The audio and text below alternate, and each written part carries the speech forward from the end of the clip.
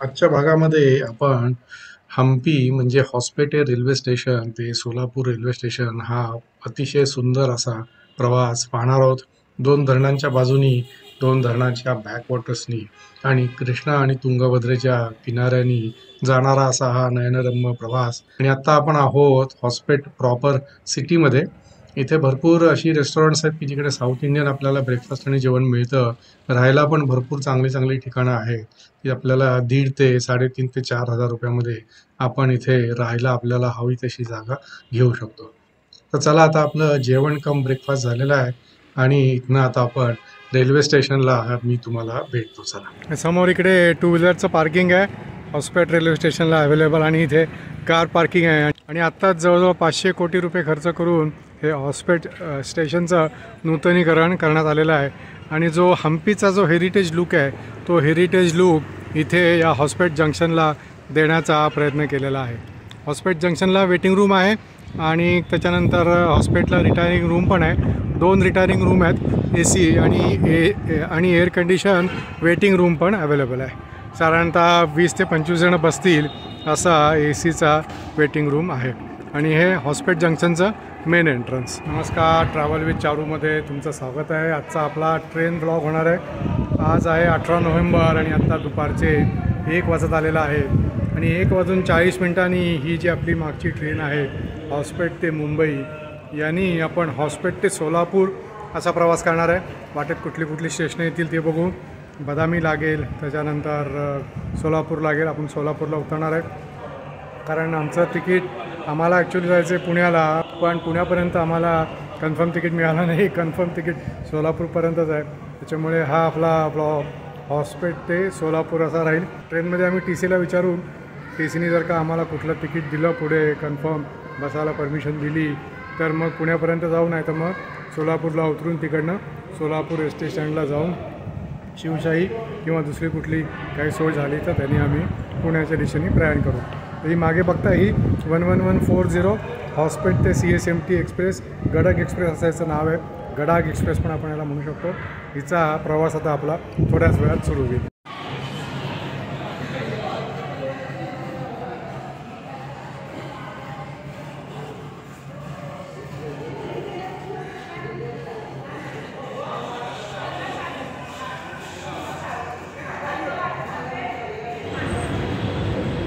आपण जे बाहेरनं पार्किंग बघितलं टू व्हीलरचं ते हे पार्किंग.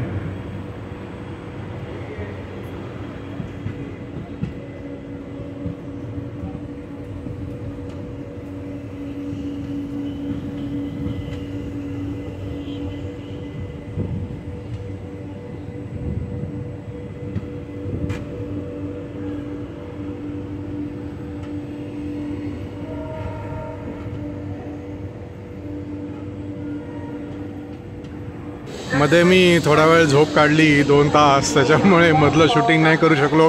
आता बागलकोट आलं आहे आणि बागलकोटला मात्र उठलो, चहा घेतला मस्तपैकी फक्कड. 2 कप चहा घेतला. चहा अतिशय सुंदर होता आणि त्याच्यामुळे आता एकदम फ्रेश झालो पुढचं सगळं शूटिंग करायला. आपण आता आहे बागलकोट स्टेशनला. बागलकोट स्टेशनला गाडी बिफोर टाईम आली आहे. बागलकोटवरनं तिचं सुटायचं टाईम जे आहे ते भारतात थोडं 5च्या सुमाराचं होतं, पण थोडीशी बिफोर टाईम आल्यामुळे गाडी इथे थांबवून ठेवली आहे.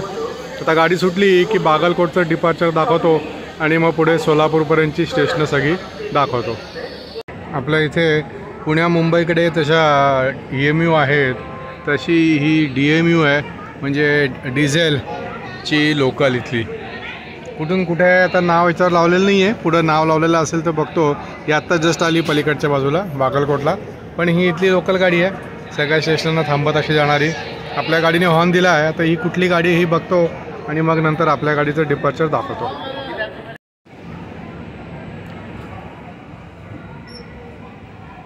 ही पुणे, दौंड, सोलापूर, वाडी आणि गदग अशी गाडी आहे.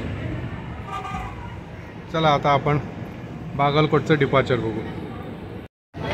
ट्रेनने लगेच स्पीड घेतला बागलकोटला, सरळच ट्रॅक असल्यामुळे, आणि ट्रॅक चेंज करावा बहुतेक लागणार नाही म्हणूनच एवढा स्पीड घेतला पटकन. नाही तर बऱ्याचदा काय होतं स्टेशनांवरती मध्ये 2 ट्रॅक असतात आणि साईडला 2 प्लॅटफॉर्म, म्हणजे प्लॅटफॉर्मला 4 ट्रॅक असतात. त्याच्यामुळे या ट्रॅकवरनं त्या ट्रॅकवर ट्रेनला जावं लागतं.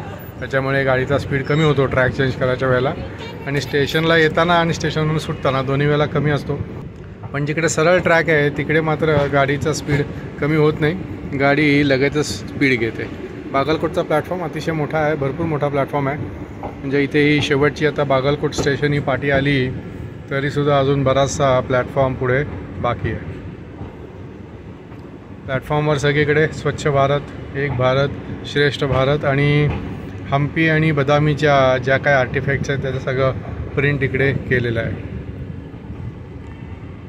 आम्ही पुण्यावरनं जेव्हा आलो, आत्ता निघालो त्यावेळेला बदामीला यायला, त्यावेळेला विजापूर स्टेशन लागलं. ते विजापूर स्टेशनचं गोल घुमट आपल्याला ट्रेनमधनं पण दिसतो. तो माझा दाखवायचा राहिला होता, तो मात्र मी तुम्हाला यावेळेला दाखवायचा.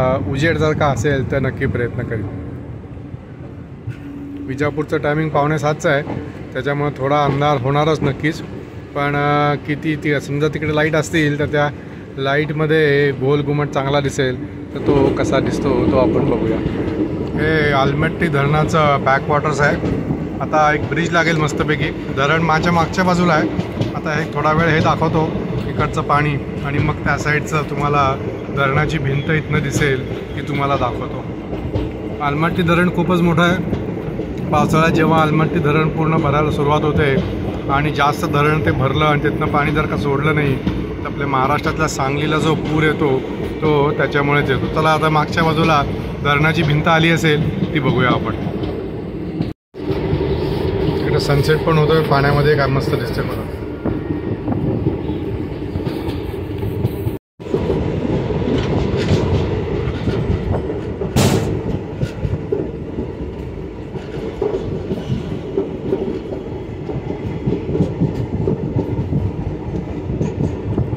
आता आलमट्टी रेल्वे स्टेशन पण आपल्याला क्रॉस होईल. आलमट्टीला गाडी थांबत नाही. ॲटलीस्ट आमची पुण्यावरनं जेव्हा गाडी आली बदामीला तेव्हा आलमट्टीला थांबली नाही. आता तिकडे दूरवर आपल्याला धरण पण दिसायला लागलं आहे बघा, आलमट्टीचं धरणाची भिंत.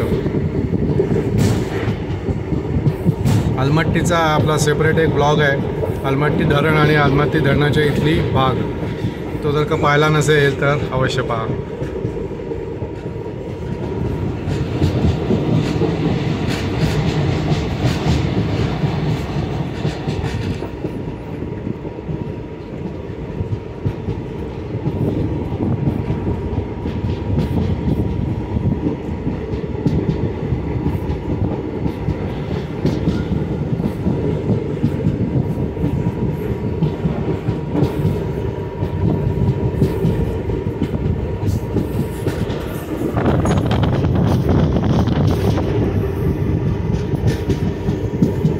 एकमेव झाड समोर कसं उभं आहे बघा पाण्यामध्ये. एकमेव, आजूबाजूला काही नाही आहे, पूर्ण झाड सुकलेल्या अवस्थामध्ये, पण पाण्यामध्ये तग धरून अगदी व्यवस्थित उभं आहे.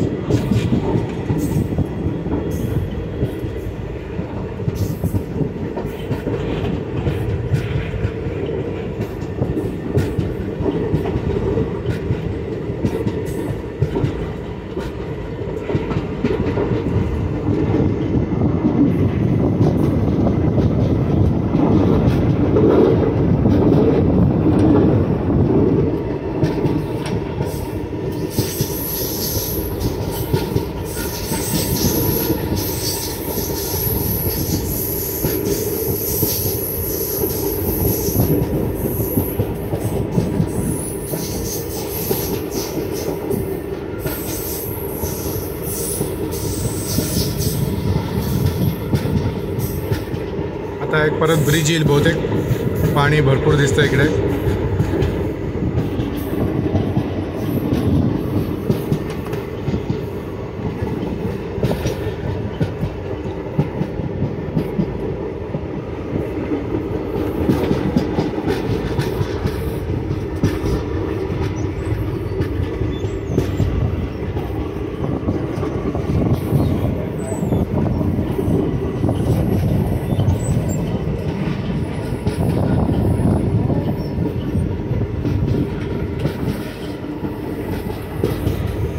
आलमट्टी डॅम बॅकवॉटर्सचं अतिशय विहंगम असं दृश्य.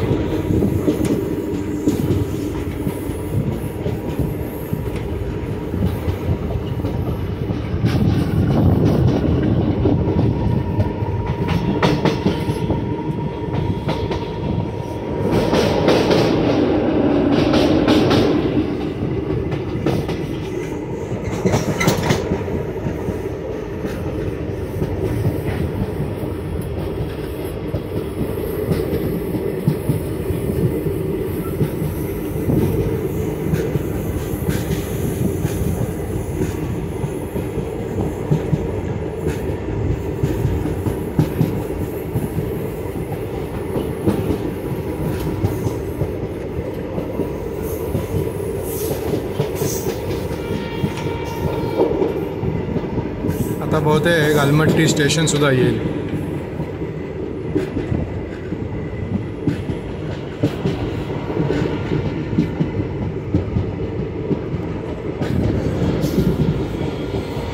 सगळीकडे ऊस लावला आहे. इथे ऊस, मिरची, त्याच्यानंतर ज्वारी, गहू आणि मुख्य म्हणजे मका. आम्ही बदामीमध्ये फिरत होतो, तिकडे रस्त्यावरती वाळत टाकलेला ठिकठिकाणी म्हणजे 2 ते 3 टन मका एका ठिकाणी असा मका आम्हाला खूप दिसला रस्त्यामध्ये वाळत टाकलेला. पण हा अमेरिकन स्वीटकॉर्न नाही बरं का, जो आपला गावरान मका असतो तो मका इकडे मिळतो.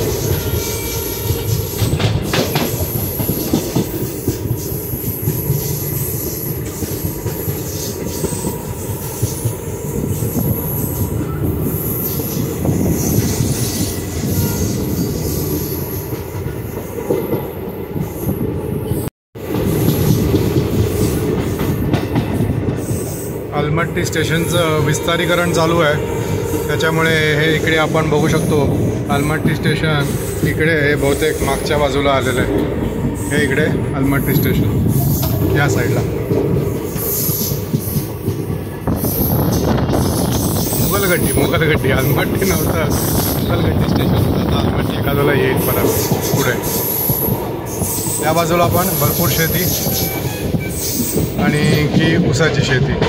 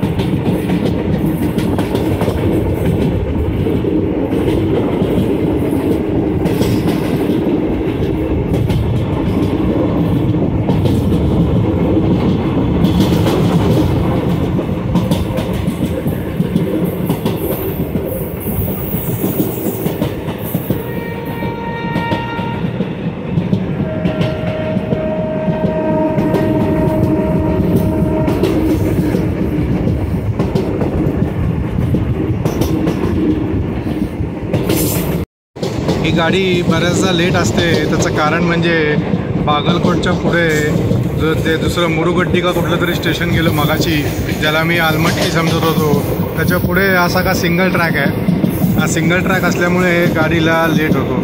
आता हा सिंगल ट्रॅक कुठपर्यंत आहे ते बघूया पुढच्या स्टेशनपर्यंत. येताना मला समजलं नाही की हा सिंगल ट्रॅक आहे ते, पण आता मात्र या दोन्ही साईडला मी जाऊन बघितलं ट्रेनच्या, त्यावेळेला लक्षात आलं की हा सिंगल ट्रॅक आहे, त्याच्यामुळे गाडी लेट होऊ शकते.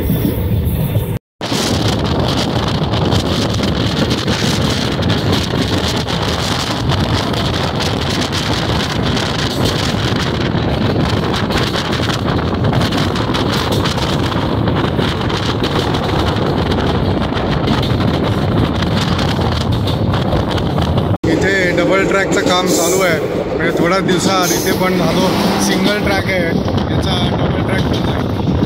म्हणजे मी जी गाडी लेट होते अर्धा पाऊण तास कायम, ही लेट व्हायचं बंद होईल. डोंगरा इथला फोडला आहे थोडासा, त्याच्यामुळे इथं काम होऊन जाईल.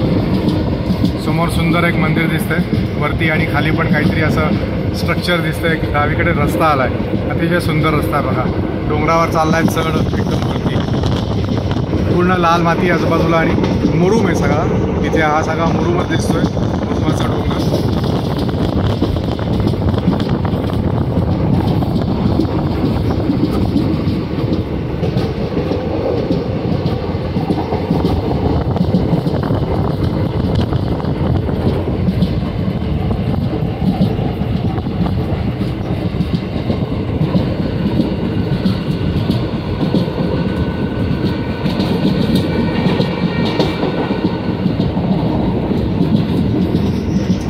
अतिशय हिरवा ग्रीन, अतिशय सगळीकडे गर्द झाडी असा हा परिसर आहे.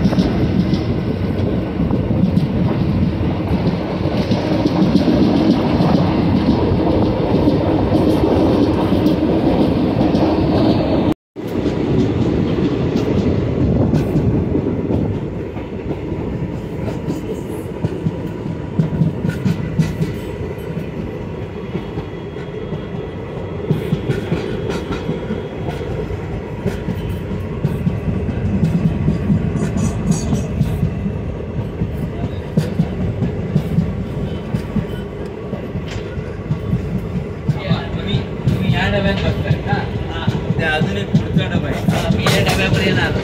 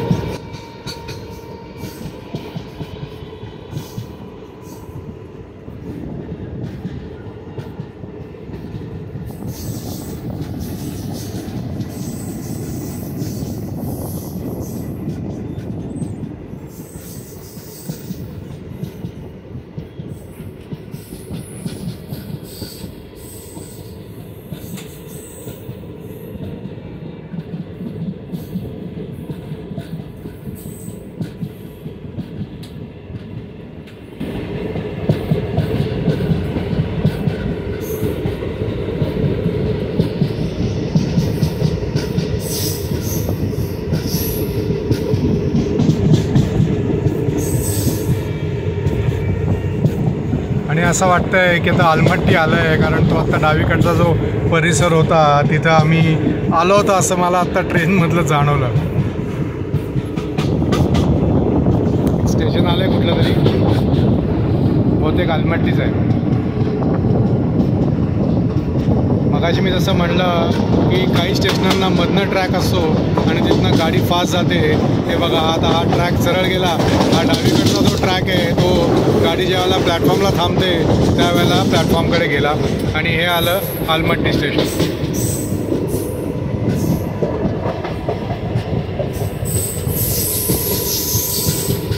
आलमट्टी स्टेशनला काही गाड्या थांबतात, काही गाड्या थांबत नाहीत. पण ते आलमट्टीचा जो डॅम आहे त्याचं तिकीट आहे 55-50 रुपये. साऊंड आणि लाईट शो होतो, लेझर शो होतो, बघण्यासारखं आहे. आलमट्टी स्टेशनला उतरून कुठली जी गाडी थांबत असेल, कुठली गाडी थांबते मी सांगतो तुम्हाला डिस्क्रिप्शन बॉक्समध्ये नंतर बघून. इथे उतरून इकडे या भागाला अगदी अवश्य भेट द्या. अतिशय उत्तम असं गार्डन त्यांनी बनवलेलं आहे, बगीचा बनवलेला आहे. आपलं वृंदावन गार्डन जसं आहे त्याच धर्तीवरती बनवलेलं आहे. खूपच सुंदर आहे, पण बघण्यासारखं आहे. हे जे सिग्नल दिसतं आहे आता लाल दिवा दिसतो आहे. आजकाल ॲटोमॅटिक सिग्नलिंग आहे. जसं इंजिन आणि गाडीचे काही 1-2 डबे क्रॉस होतात तसं इमिजिएटली ग्रीनचा तो पिवळा आणि लगेचच लाल होतो.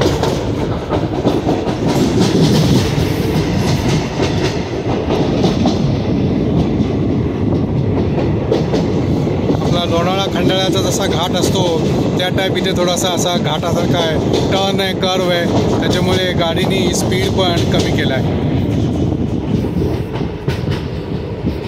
उंच आहे डोंगर एकदम हा.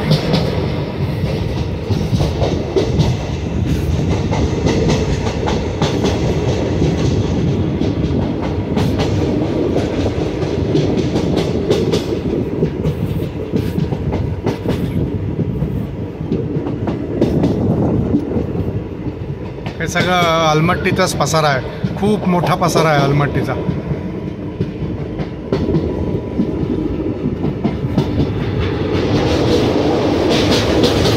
परत एक ब्रिज आला आहे रेल्वेचा.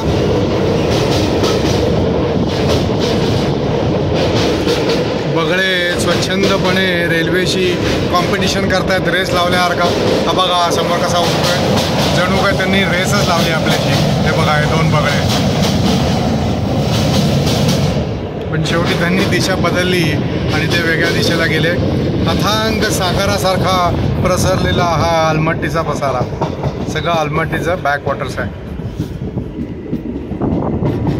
गाडी काय टर्न घेते बघा, मस्त दिसत आहे. पुढं इंजिन, म्हणजे लहानपणी आपण म्हणायचो झुकझुक अगीन गाडी धुरांच्या रेषा हवेत काढी, तसं आता ते बघा धूर काढतं इंजिन. तुम्हाला दिसलं असेल तर धुरांच्या रेषा हवेत काढी.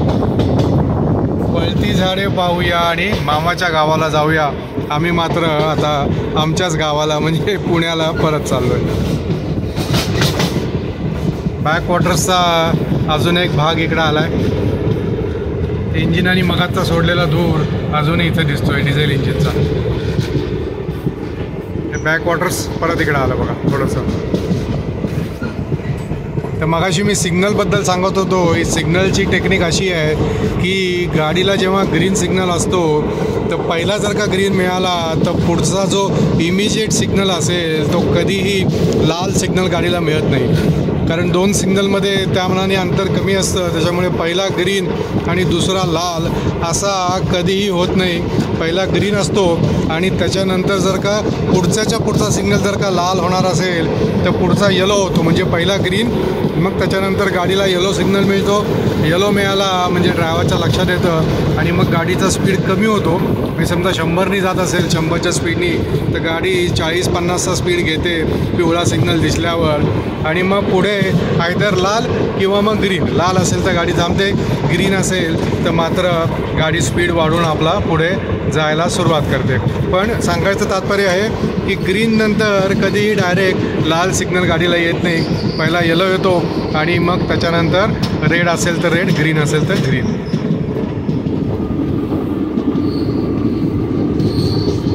ही ऊसाची शेती, या ट्रॅक्टर्स आणि ट्रॉलीज आणि भरपूर इकडे अगदी असं सदन वाटतं. इकडे बघा ऊसाची तोड चालू आहे.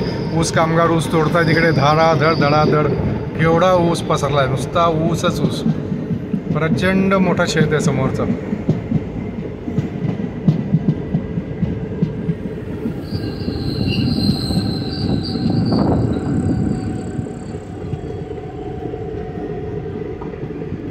ट्रेनचा अजूनही सिंगल ट्रॅकच आहे. आता आलमट्टी गेलं तरीसुद्धा सिंगल ट्रॅकवरच अजून गाडी चालली आहे. ते बघा परत इंजिन दिसतंय. थोडासा धूर हवेमध्ये काढताय. समोर एक बैलगाडी आली, आता नाही घोडागाडी आहे.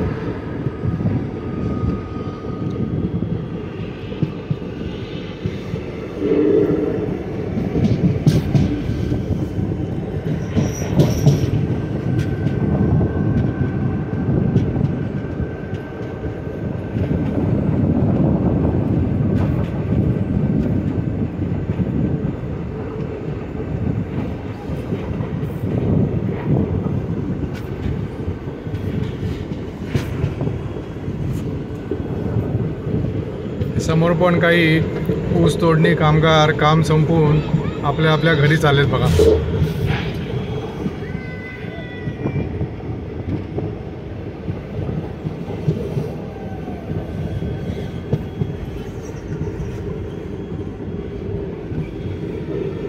असं म्हणतात ऊस तोडणी कामगारांचं घर हे त्यांच्या पाठीवरतीच असतं,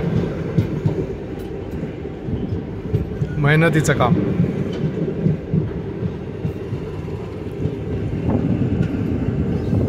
तर थोड्या वेळात अंधार होईल, त्याच्यानंतर बाहेरचं काही दाखवता येणार नाही, म्हणून मी इकडे जास्तीत जास्त दाखवायचा प्रयत्न करतो आहे. सोलापूरपर्यंत निश्चितच अंधार होईल, कारण सोलापूरला गाडी राईट टाईम जर का गेली तर 8:40 पोचते. हे असं शेतामध्ये ऊस कापल्यानंतर या मेंढ्या अशा मुद्दाम सोडतात जेणेकरून ते जे शेतामधलं गवत किंवा अजून काही खायचे पदार्थ असतील ते खातात आणि आपलं खत जे आहे ते त्या शेतामध्ये टाकतात. इनफॅक्ट या मेंढेवाल्या लोकांनाच पैसे द्यावे लागतात की आमच्या शेतामध्ये तुमच्या मेंढ्या आणून बसवा म्हणून. गाडी त्या साईडला उजवीकडे टर्न घेते, इतक्या वेळ डावीकडे टर्न घेत होता ती आपण बघितली, आता उजवीकडे टर्न घेते आणि एकदम शार्प आणि सॉलिड टर्न आहे. म्हणजे पुढचा एकच डबा दिसतो आहे, त्याच्या पुढचा एकही डबा दिसत नाही आहे. बघू त्या साईडला जाऊन बघूया का, नको जाऊ दे, दरवाजा तिथला बंद आहे, परत इकडे वळेल तेव्हा बघू.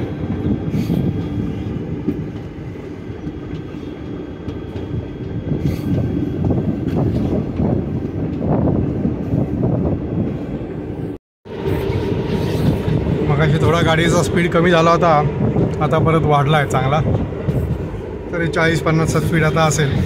त्या गाडीचे रेक्स जे आहेत, डबे जे आहेत ते जुने आहेत, त्याच्यामुळे 90-100च्या पुढे या इथल्या ट्रॅकवरती गाडी काही जात नाही. आम्ही दिल्ली ते पुणे असा दुरंताचा प्रवास केला होता, ती गाडी मात्र 130चा स्पीड त्यांनी स्पीडोमीटरवर दाखवला. स्पीडोमीटर म्हणजे आपला मोबाईलमधला स्पीडोमीटर, इंजिनमधला नाही, पण 130चा स्पीड गाडीने टच केलेला तिथे दाखवला. तुम्ही जर का तो व्हिडिओ बघितला नसेल तर निजामुद्दीन ते पुणे असा आपला ट्रेनचा ब्लॉग आहे, तो तुम्ही नक्की अवश्य बघू शकता. त्याच्यामध्ये गाडीचा स्पीड 130, 120, 130, 120 कंटिन्यूस बेसिसवरती दुरंतो एक्सप्रेसचा आपल्याला बघायला मिळतो.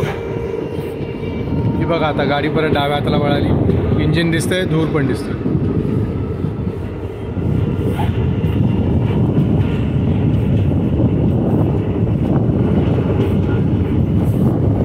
चला आता अंधार पडत आला आहे, तर मी आत बसतो माझ्या जागेवरती आणि पुढचं जे स्टेशन येईल ते स्टेशनचं डिपार्चर तुम्हाला दाखवतो.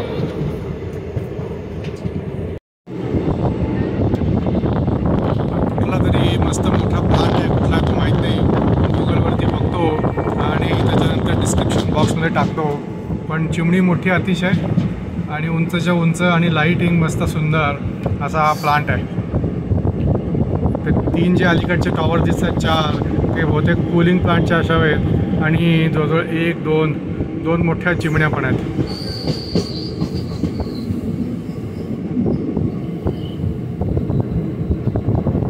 मोठाच्या मोठा प्लांट आहे, स्टील प्लांट असणार आहे. तिथे समोर कन्व्हेअर बेल्ट दिसतोय, म्हणजे याचा अर्थ हा स्टील प्लांट आहे कुठला तरी. कुठला आहे ते गुगलमध्ये बघतो आणि इथे खाली तुम्हाला टेक्स्टमध्ये टाकतो. आत्ता मला माहिती नाही कुठला आहे तो, कुठलं तरी स्टेशन पण येणार असं दिसतं आहे, कारण ट्रॅकची संख्या इथे वाढली आहे. जवळजवळ 4 ट्रॅक झाले जातात, त्याच्यामुळे कुठलं तरी स्टेशन नक्कीच येणार आहे. आणि स्टेशनला गाडी थांबणार आहे, त्याच्यामुळे गाडीचा स्पीड पण कमी झाला आहे. पण हे संधी प्रकाशामध्ये आता जवळजवळ वाजले आता 6:10 झाली आहेत आणि बऱ्यापैकी आता अंधार पडला आहे. त्याच्यामध्ये हे प्लांट सगळा आणि हे बाकीचं प्लांटचं लाईटिंग, एक विंडमिल पण आहे समोर, विंडमिल आणि चिमण्या बारीक सगळं काय अगदी सुंदर प्लांट, अतिशय उत्तम. म्हणजे एखादी बिल्डिंग असते मोठी मुंबई पुणे किंवा दिल्ली साईडला, त्या बिल्डिंगमध्ये फसाद लावलेला असतो काचेचा बाहेर, आतलं लाईटिंग कसं दिसतं त्या टाईपचं ते सगळं दिसतं. हे बघा गाडीने ट्रॅक असा चेंज केला, समोर मालगाडी उभी आहे म्हणून गाडीने ट्रॅक चेंज केला आहे. तिकडे आपल्याला सिग्नल देत आहे मालगाडी सुटायला म्हणून. प्लॅटफॉर्म डाव्या साईडला आहे, त्याच्यामुळे कुठलं स्टेशन आहे ते माहीत नाही. वरती थोडे पावसाळी ढग पण आलेले दिसत आहेत, मळब आल्यासारखं झालं आहे वरती.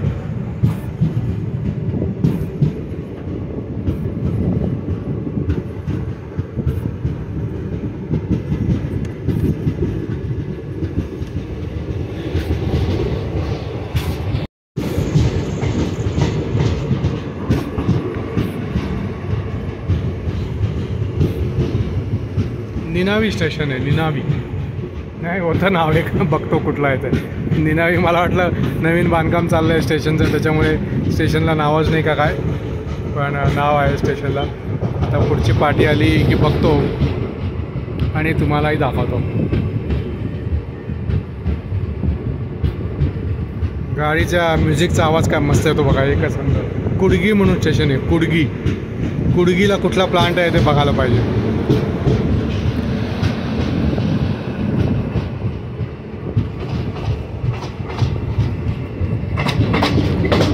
आता गाडी परत आपला ट्रॅक चेंज करेल, डावीकडच्या ट्रॅकवरनं उजवीकडच्या मेन ट्रॅकला येईल बघा. ही बघा आली. समोर डेड एंड आहे, जसा रस्त्याला डेड एंड असतो तसा ट्रॅकला पण डेड एंड, आणि तिकडनं उजवीकडे आली, मेन ट्रॅकला आली. आता परत मेन ट्रॅकवरनं गाडी आपली स्पीड घेऊन पुढे जायला सज्ज. आता पुढला स्टॉप जो असेल तो बहुतेक गडक किंवा विजापूर असा कुठला तरी स्टॉप असावा. गडक या नावानेच या ट्रेनचं नाव आहे. CSMT ते होसपेट गडक एक्सप्रेस. परत आता गाडीने स्पीड घ्यायला सुरुवात केलेली आहे. बाहेर अंधार आहे बऱ्यापैकी, त्याच्यामुळे आता शूटिंग करताना पिक्चर पण थोडं हेझी होतं आहे. तर मी आज जाऊन बसतो आणि पुढचं स्टेशन आलं की दाखवतो. गाडी 10 मिनटं लेट विजापूर स्टेशनला पोचली आहे. सुटताना मात्र वेळेवर सुटेल. 6:35चा टाईम आहे. आता जवळजवळ 6:53 होत आले. गाडी येऊन 2-3 मिनटं ऑलरेडी झाली आहेत. 6:50 डिपाचा टाईम आहे, म्हणजे इथे जवळजवळ 15 मिनटाचा हॉल्ट होता, तो आता हॉल्ट थोडा कमी करून गाडी सुटेल इकडनं. गाडी सुटली की आपल्याला गोल घुमट पण दिसेल. याच साईडला गोल घुमट असतो, गोल घुमट पण दिसेल इकडे व्यवस्थित.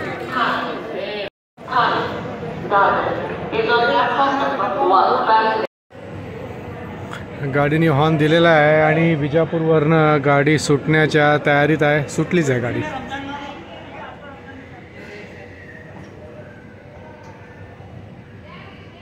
पंधरा मिनटं लेट सुटले इकडनं. आता बघू सोलापूरला किती वाजता पोचते. आता पुढे थोडंसं पुढे गेलं की डाव्या हाताला गोल घुमट दिसेल. तो गोल घुमट दिसला की मग आतमध्ये परत जाऊन मग तुम्हाला डायरेक्ट सोलापूरला जॉईन करतो.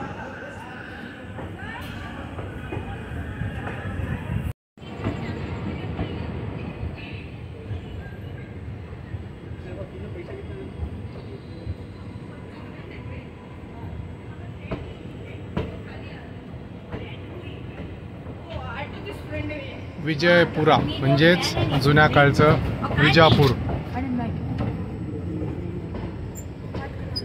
तर थोडंसं पुढे गेलं की डावीकडे गोल घुमट लागेल.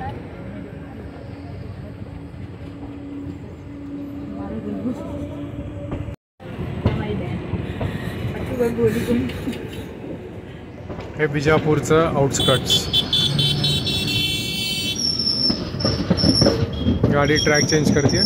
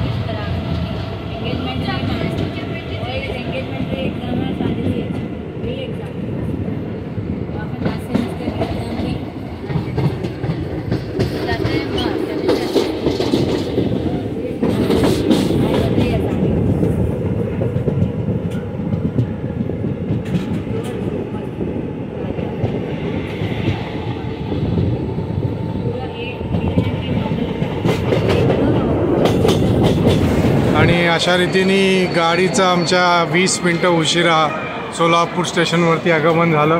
गाडी 3 नंबरला आली. आता आम्ही प्लॅटफॉर्म नंबर 1ला आलो. आता इकडनं बाहेर पडून थोडंसं काहीतरी जेवून मग त्याच्यानंतर शिवशाहीनी 10 वाजताची शिवशाही आहे, त्या शिवशाहीनी आता आम्ही पुण्याकडे प्रस्थान करणार. कारण आमचं बुकिंग सोलापूरपर्यंतच होतं. पुढचं आमचं वेटिंग होतं ते कन्फर्म झालं नाही.